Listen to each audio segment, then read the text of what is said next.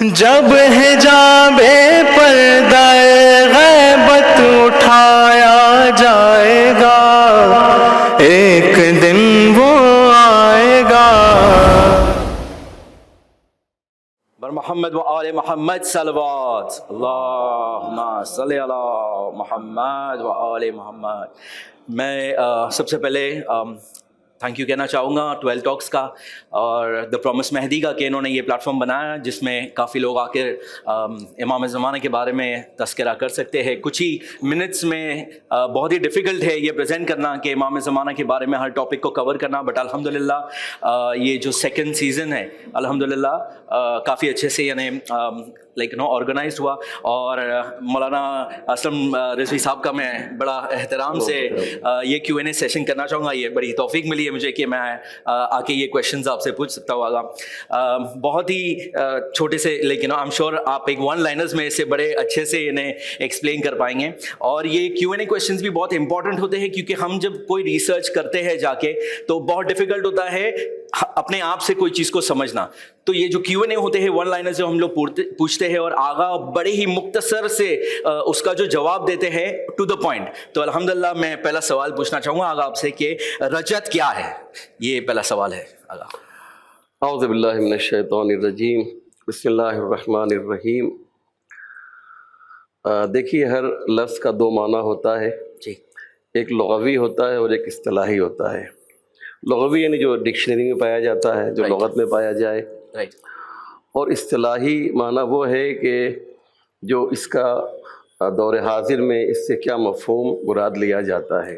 Right, جیسے نماز، ٹھیک ہے، اس کو عربی میں صلاۃ کہتے ہیں، جی، ٹھیک ہے۔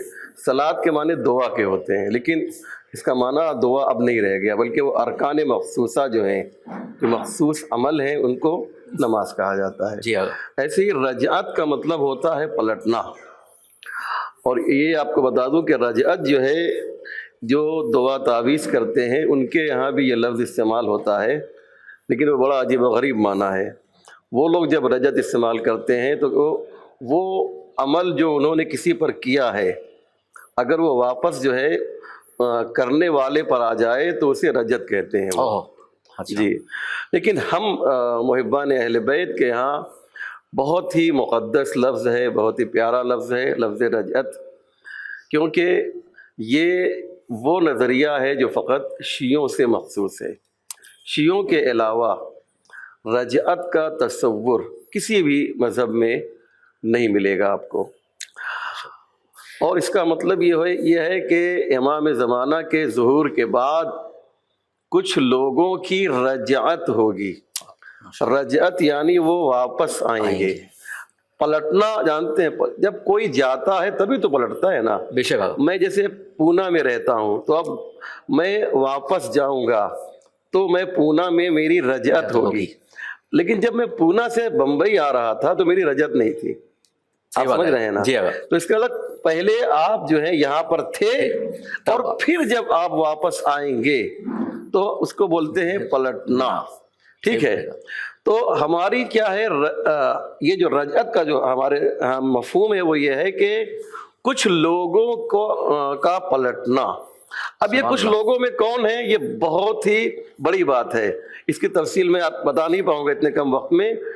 بہت اچھے لوگ پلٹائے جائیں گے، اور رجعت کے موقع پر بہت ہی خراب لوگ بھی پلٹائے جائیں گے، اس کی تفصیل کتابوں میں موجود ہے۔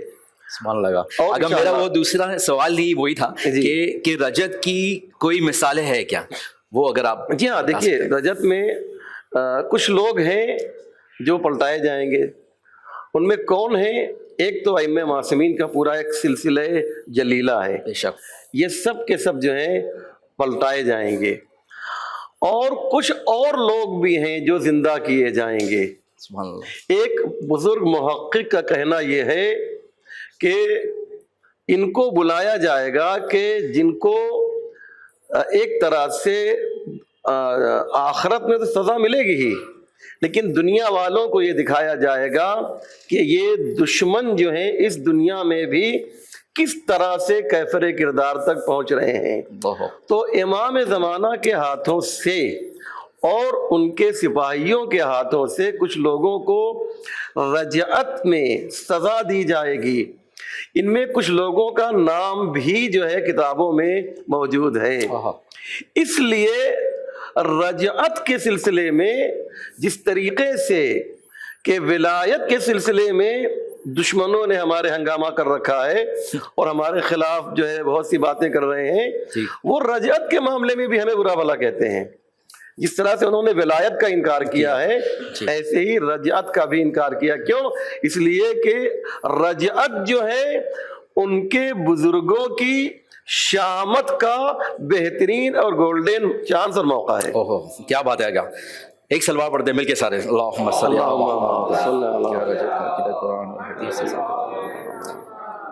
آگا میرا نیکسٹ سوال ہے کہ کیا رجعت کا عقیدہ قرآن اور حدیث سے ثابت ہے؟ کیا ہم اس سے ثابت کر سکتے ہیں؟ جی ہاں، ہمارے ایک بزرگ عالم ہیں، آغائے عالی ان کا نام ہے، انہوں نے اس پر ایک پوری ایک کتاب لکھی ہے، بلکہ چھوٹی سی کتاب ہے لیکن بڑی معتمد کتاب لکھی ہے انہوں نے۔ ماشاءاللہ۔ اس میں انہوں نے ثابت کیا ہے 600 سے زیادہ حدیثیں جو ہیں وہ رجعت کے سلسلے میں ہیں۔ آپ ذرا تصور کیجئے 600 سے زیادہ، اور قرآن کی آیتیں بہت سی موجود ہیں۔ اگر آپ کے پاس وقت ہو تو میں ایک دو آیتیں پڑھ سکتا ہوں۔ بسم اللہ پڑھیں۔ دیکھیے، ایک جناب عزیر کا واقعہ ہے۔ جناب عزیر ایک نبی ہیں، ایک راستے سے ان کا گزر ہو رہا ہے، اور اس آیت کو نقل کرتے ہوئے علامہ صاحب تفسیر المیزان علامہ طباطبائی نے کہا ہے کہ رجعت کے لیے یہ بہت ہی واضح دلیل ہے قرآن سے مخالفین رجعت کے لیے، جو نہیں مانتے ہیں۔ میں آیت کا کچھ حصہ پڑھ دیتا ہوں کہ جناب عزیر کا ایک راستے سے گزر ہو رہا تھا، انہوں نے دیکھا کہ ایک آبادی ہے جو خراب ہو چکی ہے، اس پہ اللہ کا عذاب نازل ہو چکا ہے، اور جو انسان ہیں ان کی ہڈیاں بھی تقریباً گل چکی ہیں، گوشت کا تو پتہ ہی نہیں، ہڈیاں گل چکی ہیں۔ تو قرآن نے ان کے تعجب کو نقل کیا کہ ان کے ذہن میں ایک بات آئی کہ اوکل الذی مر علی قریۃ وہی خاویۃ علی عروشها قال ان یحیی هذه اللہ بعد موتها فاماته اللہ 100 عام ثم بعثه۔ کیا کہا کہ جناب عزیر نے دیکھا کہ یہ تو انسان بالکل جو ہے اس کی ہڈیاں بھی گل چکی ہیں، تو یہ اللہ کیسے زندہ کرے گا؟ قال کیسے ان یحیی هذه اللہ بعد موتها، کیسے زندہ کرے گا؟ تو فاماتہ اللہ 100 عام، اللہ نے 100 سال کے لیے انہیں موت دے دی۔ فاماتہ اللہ 100 عام ثم بعثہ، اور پھر انہیں پھر زندہ کیا، اور پوچھا کہ جو ہے زندہ کرنے کے بعد پوچھا قال کم لبثت عزیر، تم اس آبادی میں اس جگہ پر تم کتنے دن رہے؟ تو انہوں نے کہا کہ لبثت یوما او بعض یومین، ایک دن یا اس سے بھی تھوڑا کم۔ اللہ نے کیا کہا؟ قال بل لبثت 100 عام، تم یہاں پر 100 سال تھے، اور تم یہ کہہ رہے ہو کہ ایک دن یا اس سے تھوڑا کم۔ ایسا نہیں ہے، بل فانظر، دیکھو الی طعامک و شرابک، دیکھو اپنے کھانے کی طرف، اپنے پانی کی طرف، لم یتسنہ، وہ خراب نہیں ہوا ہے۔ وانظر الی حمارک، لیکن اپنے گدھے کی طرف دیکھو تو اس کی جو ہے ہڈیاں بھی تقریباً گل چکی ہیں۔ وَلِنَجْعَلَكَ آیَةً لِلنَّاسِ، یہ جو ہے ہم نے نشانی بنائی ہے لوگوں کے لیے، سبحان اللہ، یہ سمجھنے والوں کے لیے ایک نشانی ہے۔ اس کے بعد اللہ نے کیا کیا کہ اس کے بعد اللہ نے اسی گدھے کو جو ہے، عجیب بات ہے منجی صاحب، آپ یہ دیکھیے کہ کھانا خراب نہیں ہوا اور پانی خراب نہیں ہوا، بالکل تر و تازہ ہے، لیکن وہ سواری جو ہے اس کی ہڈیاں بھی تقریباً گل گئی ہیں۔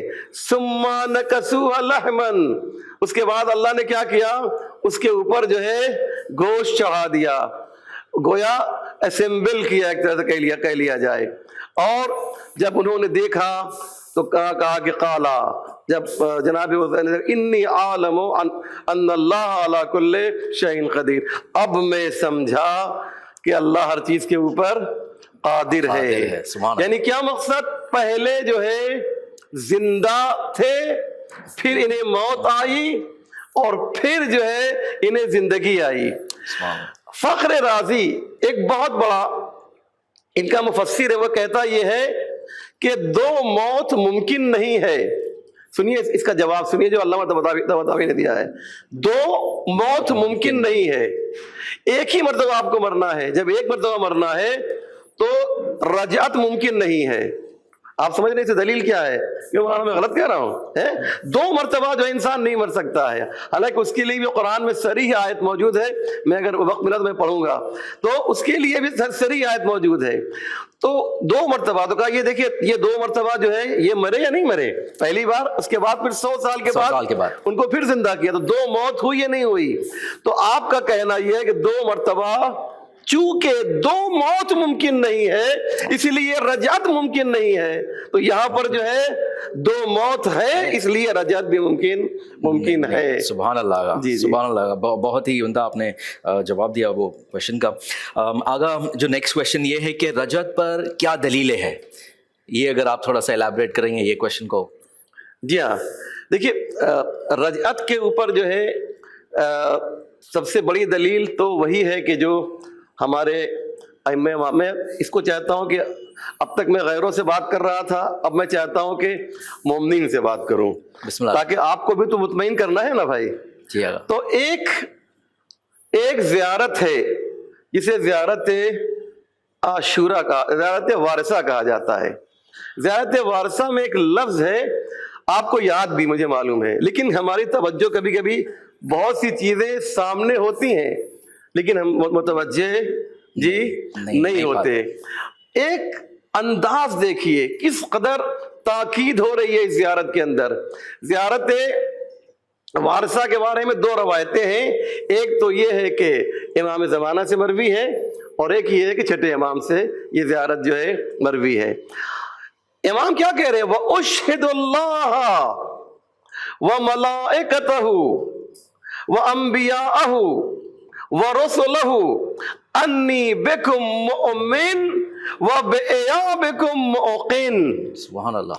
آپ دیکھیے امام کیا کہہ رہے ہیں؟ میں گواہی دے رہا ہوں، اللہ کو گواہ بنا رہا ہوں. آسان زبان میں اللہ کو گواہ بنا رہا ہوں. دیکھیے آپ کتنی سختی ہے، کتنی تاکید ہے. جب کوئی بہت امپورٹنٹ اور بہت اہم بات کرنی ہوتی ہے تو اس کے لیے مقدمہ اور پریفیس بہت امپورٹنٹ ہو جاتا ہے تاکہ وہ بات جو ہے سامنے والے تک پہنچ سکے. ایک بات آپ نے بڑی آسانی سے کہہ دیا، شاید آپ کے ذہن میں نہ آئے. قرآن نے بھی یہی کیا ہے. کوئی بہت اہم بات کرنی ہوتی ہے قرآن کو تو اس کے لیے مقدمہ چینی کرتا ہے، اس کے لیے وہ پریفیس بناتا ہے قرآن. والشمس وضحاها والقمر اذا تلاها والنهار اذا جلاها، آخر تک قسم کھاتے کھاتے کہہ رہا قد افلح من زکاها. اس بات کو کہنا ہے کہ قد افلح من زکاها، اس کے لیے قرآن نے جو ہے اتنی قسمیں کھائیں. تو اب یہاں پر جو ہے امام ایک بہت امپورٹنٹ اپنے شیعوں کو میسج دے رہے ہیں. زیارت جو ہے ایک مبارزے کا نام ہے، زیارت جو ایک حماسے کا نام ہے، صرف گریوزاری تک محدود تھوڑی ہے. اس کے اندر آپ دیکھیے نا کہ آپ زیارت کے جو الفاظ ہیں السلام علیکم یا انصار دین اللہ، یعنی کیا مطلب؟ نصرت کے لیے اٹھو، تمہیں اٹھایا جا رہا ہے، تمہیں بیدار کیا جا رہا ہے. تو زیارت فقط جو ہے ایک سلام کرنا نہیں ہے، بلکہ یہ سلام جو ہے یہ بہانہ ہے، یہ بہانہ ہے آپ کو جگانے کے لیے. اب زیارت کے الفاظ کے بھی میرے پاس وقت نہیں. آپ کہیں گے صاحب آج میں کہاں پھنس گیا ہوں، اس لیے میں زیادہ جو ہے تفصیل میں نہیں جانا چاہتا ہوں. زیارت جو ہے اس کے الفاظ آپ دیکھیں گے تو آپ کو بیدار کیا جا رہا ہے، آپ کو جگایا جا رہا ہے. امام زین العابدین علیہ السلام دعا کے ذریعے بیدار کر رہے تھے. ساری تعریفیں اس اللہ کے لیے ہے جس نے مظلوموں کو، ظالموں کے خلاف آواز بلند کرنے کی طاقت عطا کی ہے. سبحان اللہ. سبحان اللہ. اب یہ کیا ہے؟ یہ جو ہے یہ دعا تھوڑی ہے، ہمیں آپ کو لگ رہا ہے دعا ہے، لیکن المومن ینظر بنور اللہ، مومن جو ہے نور خدا سے دیکھتا ہے. المومن الکیس، مومن عقل مند ہوتا ہے. یہ بات ہم مومن کی کر رہے ہیں، یہ تو شان مومن ہے، یہ تو امیر المومنین کی نسل سے تعلق رکھتے ہیں. تو یہ انہوں نے جو بات کہی ہے وہ اشہد اللہ و ملائکتہ، اللہ کو گواہ بنایا جا رہا ہے، و ملائکتہ، ملائکہ کو گواہ بنایا جا رہا ہے، و رسول و انبیاء و رسول، انبیاء اور رسولوں کو گواہ بنایا جا رہا ہے. کس بات پہ؟ کہ انی بکم مؤمن، کہ ہم جو ہے اے حسین آپ پر ایمان رکھتے ہیں. ایمان بالحسین کے لیے، ایمان بالحسین کے لیے کیا کیا جا رہا ہے؟ اتنی گواہیاں جو ہے لائی جا رہی ہیں. اس کے بعد وَبِإِيَابِكُمْ مُوقِن، اور ایاب کہتے ہیں ریٹرن، پلٹنے کو، رجعت کو. وَبِإِيَابِكُمْ مُوقِن، اور آپ کی جو رجعت ہے نا، بِإِيَابِكُمْ مُوقِن، یاد رکھیے کہ جملہ بہت امپورٹنٹ ہے، آپ کی رجعت پر یقین رکھتے ہیں. یاد رکھیے پہلا مرحلہ ایمان کا ہے، دوسرا مرحلہ یقین کا ہے. جب ایمان مضبوط ہو جاتا ہے تو انسان یقین کے مرحلے میں داخل ہو جاتا ہے. سبحان اللہ. پہلے مرحلہ جو آپ کا، پہلے آپ اپنا ایمان مضبوط کیجئے. خود مولا علی نے جو ہے نہج البلاغہ میں اس کے سلسلے میں بیان کیا، الاسلام هو التسلیم، التسلیم هو الایمان، والایمان هو الیقین. یہ تمام چیزیں آپ سنتے رہتے ہیں، لیکن آپ دیکھیے کہ وَبِإِيَابِكُمْ مُوقِن، یہ گواہی دی جا رہی ہے. ہم ہمیشہ امام کی بارگاہ میں حاضر ہو کر گواہی دیتے ہیں کہ مولا ہم آپ کی رجعت کے یقین رکھتے ہیں. یہ امام حسین کے لیے جو ہے خاص بات کیا ہو رہی ہے؟ تو یاد رکھیے گا سب سے زیادہ رجعت میں جو ہے جس کی حکومت رہے گی اسے امام حسین کہا جاتا ہے. سبحان اللہ، سبحان اللہ. اندازہ لگا رہے ہیں امام حسین کا رجعت سے ایک خاص تعلق ہے. اور ایک بات میں اور عرض کر دوں عزیزو رجعت کے بارے میں، کہ شہادت تو جناب زینب نے کہا تھا یہ تو ہمارا جو ہے ہمارے لیے سعادت ہے نا، آپ سب نے سنائی ہے. تو جناب زینب نے کہا ہمارے خاندان کے لیے سعادت ہے، شرف ہے یہ جو شہادت ہے، تو ہر ایک کو شہید ہونا ہے. امام بھی، ہمارا آخری امام بھی جو ہے وہ شہید کیا جائے گا، اور ایک ملونہ کے ہاتھوں سے جو ہے امام کو شہید کریں گے. تو امام کو غسل امام دیتا ہے، تو امام مہدی کو غسل کون دے گا؟ تو روایت سنیے، امام مہدی کو غسل جو ہے امام حسین علیہ السلام دیں گے. سبحان اللہ، سبحان اللہ. جس کا جنازہ 3 دن بغیر غسل و کفن کے پڑا رہا، وہ قائم آل محمد کو جو ہے غسل و کفن دے گا. سبحان اللہ آغا، سبحان اللہ. بہت بہت شکریہ آغا، بہت اچھے سے آپ نے یہ ایکسپلین کیا. آغا میرا نیکسٹ کویشچن یہ ہے کہ کیا امام مہدی کے ظہور کے بعد کوئی شخص گناہ کر سکے گا؟ یہ آئی تھنک بہت سارے لوگوں کے دماغ میں یہ کویشچن ہوتا ہے کہ جب امام واپس آئیں گے تو کیسا ہوگا ماحول. دیکھیے ایک بات بتاؤں، گناہ کر سکے گا، یہ جو ہے یہ سوال آپ کا ایسا ہے کہ اگر آپ یہ کہنا چاہتے ہیں کہ گناہ کرنے کی طاقت چھن جائے گی، یعنی گناہ کرنا چاہے گا تو نہیں کرے گا، نہیں، یہ ایسا کچھ نہیں ہے. امام کے آنے کے بعد سارے حجابات اور پردے ہٹ جائیں گے. لوگوں کی نگاہ میں دین بہت کھل کر کلیئر طریقے سے سامنے آ چکا ہوگا، ٹرانسپیرنٹ ہو جائے گا، بالکل ہر چیز بالکل کلیئر ہو جائے گی. تو بہت ہی زیادہ جو ہے کوئی خبیث انسان ہوگا وہ گناہ کرے گا. لیکن عام طور سے لوگ جو ہیں راہ راست پر آئیں گے، اور اس کے بارے میں یہ ملتا ہے کہ امام زمانہ کے زمانے میں عدالت سے میری مراد وہ عدالت نہیں جسٹس کے معنی میں نہیں، بلکہ کورٹ کے معنی میں، کچہری کے معنی میں، اس کا جو ہے خاتمہ ہو جائے گا. کیا مقصد ہوا؟ یعنی آپس میں اختلاف، بھائی کچہری کس لیے ہے؟ کورٹ میں آپ کیوں جاتے ہیں؟ جھگڑے کے بنیاد پہ جاتے ہیں. جب جھگڑا ہوگا ہی نہیں تو پھر ڈسپیوٹ نہیں ہوگا تو کوئی اس میں امام کی عدالت نہیں ہوگی. البتہ امام جو ہے وہ روایت میں ہے کہ خود اپنے علم غیب سے جو ہے جناب داؤد کی طرح فیصلہ کریں گے. جناب داؤد کے بارے میں ملتا یہ ہے کہ جناب داؤد ایویڈینس کا سہارا نہیں لیتے تھے بلکہ اپنے علم نبوت کا سہارا لیتے تھے. ویسے ہی جو اقام آل محمد جو ہے وہ اپنے علم امامت کا سہارا لے کر فیصلہ کریں گے. سبحان اللہ کا. اور آگا یہ میرا آخری سوال ہے کہ امام مہدی علیہ السلام کے قائم کردہ عدل کے بعد قیامت کیسے آئے گی؟ یہ بہت اچھا سوال ہے یہ آج کا سب سے خوبصورت سوال. بسم اللہ. اور سب سے بہترین سوال ہے کہ امام کے بعد قیامت آ جائے گی. یہ تو طے شدہ بات ہے. ایک روایت میں آپ کو چاہیں تو مجھ سے حوالہ لے لیجئے گا یا آپ یہ تو ابھی مجھ سے حوالہ لے لیجئے 5 منٹ کے اندر میں مجھ سے لیجئے میں آپ کو دے دوں گا کہ ایک روایت یہ کہتی ہے کہ امام کے جانے کے بعد 40 دن کے بعد قیامت آ جائے گی. یہ بہت امپورٹنٹ بات ہے اس لیے میں نے کہا کہ میرے پاس حوالہ موجود ہے ابھی آپ چاہیں تو لے سکتے ہیں. تو لیکن یہ 40 دن کیوں لگے گا؟ سوال یہ ہے امام کے جانے کے بعد امام کی شہادت کے بعد 40 دن کیوں لگے گا؟ یہاں پر ایک عالم دین نے اپنا نظریہ پیش کیا. وہ کہتے ہیں میرا نظریہ ہے اس کو آپ جو ہے مانیے نہ مانیے آپ کا کام ہے کہ شاید جو ہے یہ جو آثار قیامت ہیں اس کے ظاہر ہونے میں ہو سکتا ہے کہ 40 دن لگ جائے.